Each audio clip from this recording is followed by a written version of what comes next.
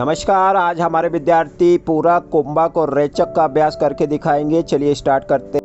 1 2 3 4 5 6 7 8 कुंभक 1 2 3 4 5 6 7 8 9 10 11 12 13 14 15 16 17 18 19 20 21 22 23 24 25 26 27 28 29 30 31 32 रेचक 1 2 3 4 5 6 7 8 9 10 11 12